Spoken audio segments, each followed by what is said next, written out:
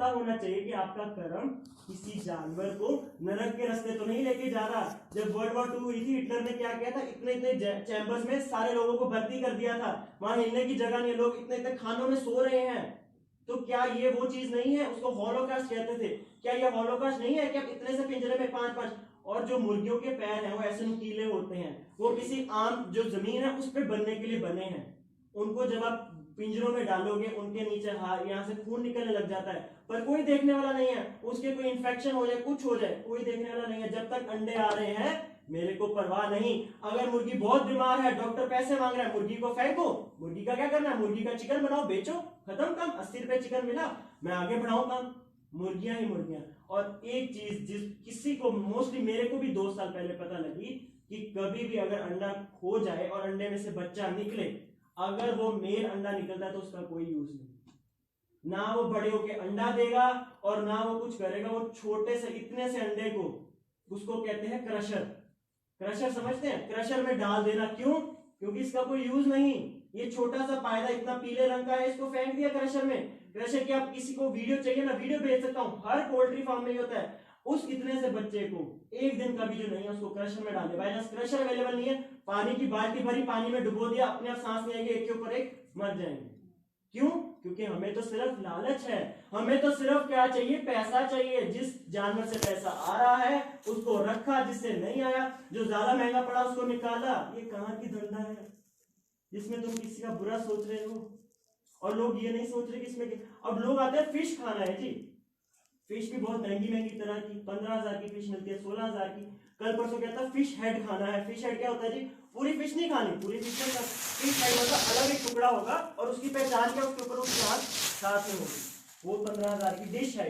दिल्ली के रेस्टोरेंट में fish head खाते हैं।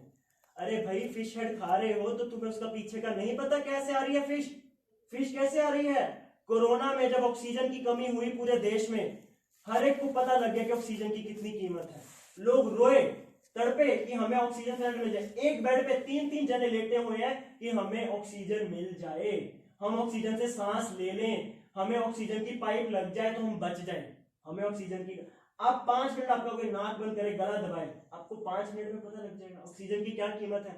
और आप फिश को मरने में अगर आप पानी से बाहर निकालें 3 से 4 मिनट लगते हैं। 3-4 मिनट जिस भी बंदे ने निकाला वो ऐसे देख रहा है, कब ये तड़प रही है, तड़प रही है, तड़प रही है, कब ये मरे और कब मैं इसको आगे फिश हेड सर्व करूं। किसी को किसी का करी खानी है बाजार में, यहाँ पे 34 सेक्टर में हम रात को गए, एक जगह पे लिखा था ब्रेन करी।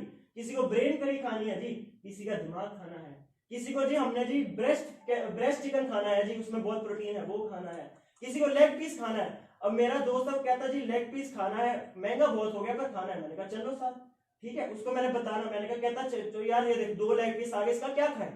तो मैंने कहा भाई 2 लेग पीस आए हैं तो अगली बार से चिकन ना खाओ, कुत्ता खाओ, उसके 4 लेग पीस होते हैं, तुम्हारे पैसे बचेंगे। या तो नहीं नहीं नहीं, कुत्ता कुत्ता कुत्ता चाइना में खाते हैं, यहाँ पे तो कुत्ता खाने का ट्रेंड नहीं है। तो मैंने क्या ट्रेंड से चल रहे हो? आपको ये जानकर होगा कि जो सुअर का IQ है, इंटेलिजेंस है, सुअर का जो दिमाग है, वो कुत्ते से, बिल्ली से 10 गुना ज्यादा तेज होता है। पर लोग उसको शक्ल नहीं पसंद, तो लोग कहते हैं कि ये तो खाने के लिए ही बना है। सुअर को देख लीजिए, सुअर की माँ को देख लीजिए, हमेशा बच्चों के साथ होगी, बच्चों का ध्यान रखेगी। पर हमें क्या चाहिए? सिर्फ और सिर्फ अपना शाम को रात को एक तरफ गिलासी हो और एक तरफ। हमारे इंडिया की जो पॉपुलेशन है, जो इंडिया की आबादी है, 70% लोग लैक्टोस इंटॉलरेंट है। लैक्टोस इंटॉलरेंट मतलब कि दूध नहीं पचा पाते। अब दूध नहीं पचा पाते, उसके पीछे भी कोई कारण होगा। बताओ, 70% कोई कम चीज है? पूरे देश की पॉपुलेशन 70% मेजोरिटी है, क्यों नहीं पचा पाती?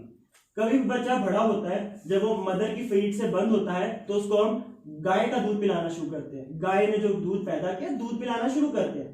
अरे भाई, जो गाय दूध पिला रही है, गाय का बच्चा होगा। गाय हर एक जानवर अपने बच्चे के लिए दूध बना रही है। हम अपने बच्चों के लिए बनाते हैं, गाय अपने बच्चे के लिए बनाती है।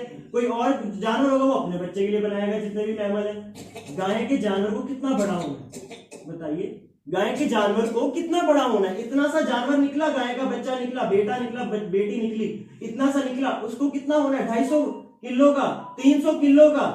और हाँ, इंसान के बच्चे को कितना बड़ा होना है? 10 किलो, 15 किलो, 20 किलो। तो जब आप 200 किलो की डाइट एक छोटे से बच्चे में देंगे तो क्या उसकी बॉडी उसको झेल पाएगी? क्या उसकी बॉडी उसको हजम कर पाएगी? तभी क्या करते हैं, बच्चे को पैदा होते ही जब हम इसको गाय का दूध पिलाते हैं तो लूज मोशन लग जाते हैं, उल्टी आने लग जाती है। कहते हैं कि मेरे साथ भी हुआ कि जो पिलाते हैं वो निकल आता है, कुछ हजम नहीं कर पाता। क्यों? अरे भाई हमने थोड़ा 200-300 किलो का सांड बनना है, हमें तो जो मदर ने हमारी बनाया हमारे शरीर के हिसाब से वो करना है। इंसानों का दूध, वो दूध जो है वो है 300-400 किलो के बचने के लिए, वो हम कैसे पचा पाएंगे?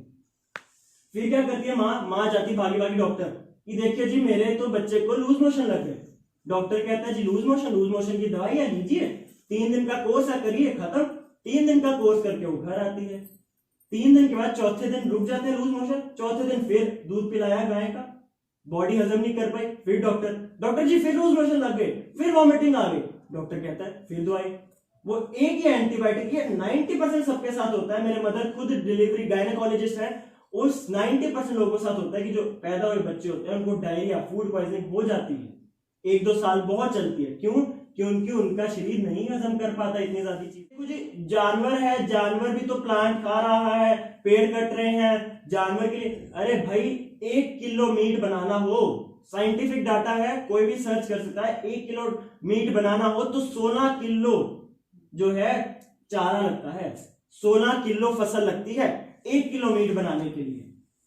तो देख लीजिए कि आप कितना ज्यादा गहरा, क्या कह लीजिए, अपने एक रात के 15 मिनट के खाने के लिए पूरे एनवायरनमेंट में हम कहते हैं कि अलग अलग ग्लोबल वार्मिंग हो रही है, कितनी चीजें हो रही हैं, कितना ज्यादा हम क्या कहते हैं पेड़ काटी जा रहे हैं। क्यों? क्योंकि हमें जगह बनानी है। जगह क्यों बनानी है? फसलें उगानी है। फसलें क्यों उगानी है? चारा चाहिए। चारा क्यों चाहिए? जानवरों को खिलाना, जानवरों को कटाना, क्योंकि हमें खाना। घूम फिर आके अगर खाना इंसान नहीं है तो क्यों ना वो डायरेक्ट सब्जी खा ले, क्यों ना वो डायरेक्ट प्लांट खा ले, ठीक है ना। अगर बात इसकी है, हम बीच में एक मीडिएटर क्यों ला रहे हैं? मान लीजिए प्रॉपर्टी देखने जाते हैं तो आप कहते हैं ना दलाल को बीच में लिया, प्रॉपर्टी डीलर को लिया तो वो पैसे ज्यादा लेगा, अपने भी लेगा, देना क्या उसने प्रॉपर्टी वही। अगर आप डायरेक्ट बंदे से बात करते हैं जो ओनर है तो आपको सस्ता पड़ता है। अगर हम डायरेक्ट खाना खाएंगे, हम 2-3 किलो प्लांट फूड खाएंगे।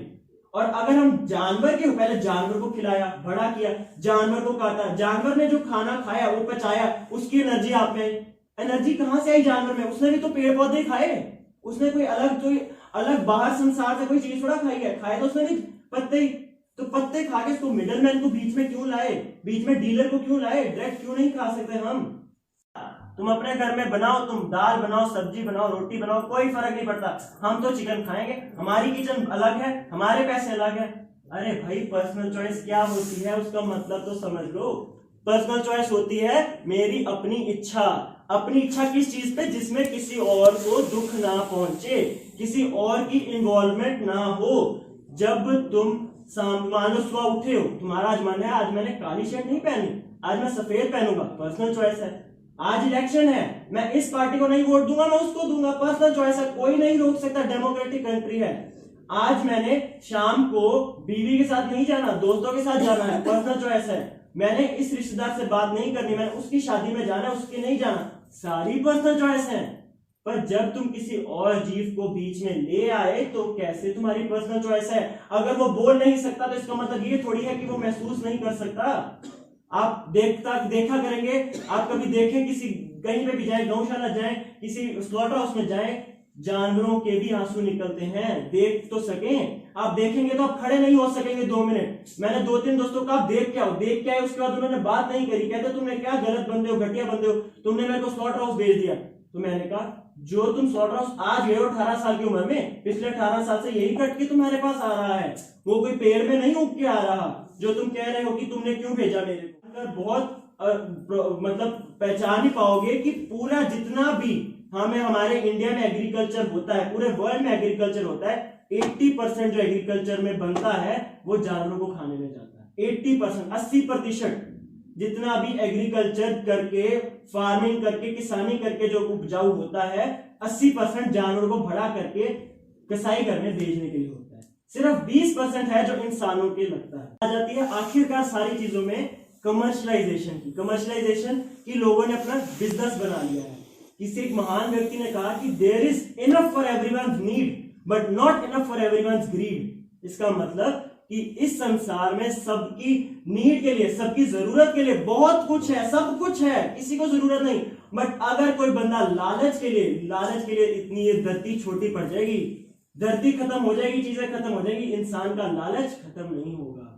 उसमें कमर्शलाइजेशन करते हैं। अब आप देखिए जू में जाते हैं लोग, बहुत खुश होकर टिकट खर्च के हम जी जू देखने गए, बच्चों को जू दिखा रहे हैं। अरे वहां देखिए इतने से पिंजरे में इतना बड़ा हाथी है, कोई बंदा हाथी का ही देख ले कि हाथी रोज कितनी सैर करता है। अगर जंगल में हो, रोज हाथी अगर जंगल में हो तो 50 से 60 किलोमीटर सैर करना उसके शरीर में बना है। आप उसको एक पिंजरे में डाल रहे हैं, पिंजरे में कितना सैर कर लेगा। और आप देखेंगे और जितने भी जानवर हैं, अरे हम उनको अपने नेचुरल हैबिटेट जो उनका जंगल है वहां से उठाकर यहां ला रहे हैं। क्यों? ग्रीड, लालच। हमें चाहिए कि हमें पैसा चाहिए, हमें जानवर से फर्क नहीं पड़ता, वो रोए सिर मारे खंबे में जो मर्जी करे। हमारी बाहर टिकट कट रही है, बच्चे लोग देखने आ रहे हैं, फैमिलीज लेकर आ रही हैं, ठीक है, इसमें फैमिली की कोई गलती नहीं है। फैमिलीज को पता ही नहीं होता कि हम क्या चीज को प्रमोट कर रहे हैं। अब लोग कहेंगे जी हमने थोड़ा जू खोला, हम तो देखने गए थे, साल में एक बार देख के आ गए। अरे भाई टिकट खर्ची, पैसे दिए, तो पैसे किसके पास गए? जू वाले के पास। जू वाले की कमाई हुई तो कहेगा नहीं अच्छा धंधा चल रहा है, मैं एक और खोलता हूँ जू, मैं और 4 जानवर खरीदता हूँ। खा रहे हैं तो ऑब्वियसली अब वो जानवर पैदा हुआ है तो पैदा होते ही तो खाने जोगा नहीं होगा, उसको बड़ा करेंगे, उसको चारा खिलाएंगे। अब लोग करेंगे कि बढ़िया चारा खिलाएंगे, क्यों? ताकि जानवर और बढ़िया हो, जितना बढ़िया जानवर होगा उतना अच्छा उसका रेट मिलेगा। अब भाई 200, 300, 400 किलो का जानवर खड़ा करने के लिए तुम चारा नहीं मंगाओगे? चारा कैसे बनाओगे? जगह पे सब्जियां फल जो भी उगाओगे, चारा उगाओगे। चारा कहाँ पे उगेगा? जगह पे। जगह खाली नहीं होगी तो क्या करोगे? पेड़ काटोगे। पेड़ काटोगे तो ही जगह बनेगी इतना ज्यादा चारा बनाने की। वर्ल्ड की कितनी पॉपुलेशन है? 8 अरब। पूरे वर्ल्ड की A to Z 8 अरब के आसपास पॉपुलेशन है। और हर साल कितने जीव कटते हैं इसका डाटा है 75 अरब। बताइए 8 अरब के पास खाने की रोटी नहीं है, पर 75 अरब को पहले खाना खिला रहे हैं, बड़ा कर रहे हैं, 900 किलो का हट्टा कट्टा जानवर बना रहे हैं, काट रहे हैं मीट और खा रहे हैं। 75 अरब कोई छोटी रकम नहीं है। 75 अरब अगर जानवर हर साल। और ये एक और बात, 75 अरब में सिर्फ ये बात नहीं कर रहा कि 75 के 75 अरब सारे जानवर, सिर्फ और सिर्फ जो यहाँ पे लैंड पे रहते हैं, सड़क पे चलते हैं, जमीन पर रहते हैं, जो जीवित जो क्या कहते हैं पानी में रहने वाले जानवर हैं, वो 200 से 250 अरब हैं पानी में रहने वाले जीव। ये डाटा देख के हम तो अरब क्या जीरो गिनते रह जाते हैं कि यार इतने जानवर, इतने जानवर। हमारी पॉपुलेशन को 10 गुना 100 गुना कर दो तो इतने जानवर बनते हैं, पूरे देश की, पूरे विश्व की पॉपुलेशन, और हम खाई जा रहे हैं। जितने भी सीनियर लोग हैं उनको पता होगा, जो पहले गाँव में रहते थे, पिंडों में रहते थे, कि जो भी गाय है वो जो दूध है वो कब देती है, या तो उसका बच्चा होने वाला हो या उसका बच्चा अभी अभी हुआ हो। अरे भाई तुम दूध गाय को ना देकर अगर लोगों के घरों में पकड़ाने जाओ तो कहां की इंसाफी है? हमने जी 50 घर लगा लिए डेयरी में, मेरे घर के पास 4 डेयरी हैं, 50 घर लगा लिए, हमने सबको घर घर दूध देने जाना है, 10 घर और बढ़ गए, एक और गाय बड़ी करो, एक और गाय बड़ी करो, बच्चे को दूध ना दो। मेरे सामने, अगर आप ना माने मेरे सामने, अब बताइए आजकल के टाइम में अगर बाय चांस उसका बच्चा एक मेल हो गया तो उसका क्या करेंगे? लड़का हो गया गाय का बच्चा तो क्या करेंगे? लोग कहते हैं कि उसको खेती में यूज करेंगे। आजकल खेती में नहीं यूज करता, आजकल खेती में बड़े बड़े ट्रक आ गए, क्या करेंगे उसका? वो छोटे से 30 दिन के बच्चे का क्या करेंगे? लोग कहेंगे कि अगर इसको करना ही है तो इसका बड़ा करके इसको मीट बेचेंगे इसका। अरे बड़ा करने में भी तो चारा लगेगा, पैसा लगेगा, उसको बड़ा करेंगे 200-300 किलो का। लोग उसको हमारे घर के पास नाला वहीं फेंक देते हैं 30 दिन के बच्चे को। क्यों? क्योंकि हमारे पास पैसा नहीं है उसको बड़ा करने का, पर हमारे पास पैसे हैं नई नई गाय लाने का और लोगों के घर तक डिलीवरी करने का।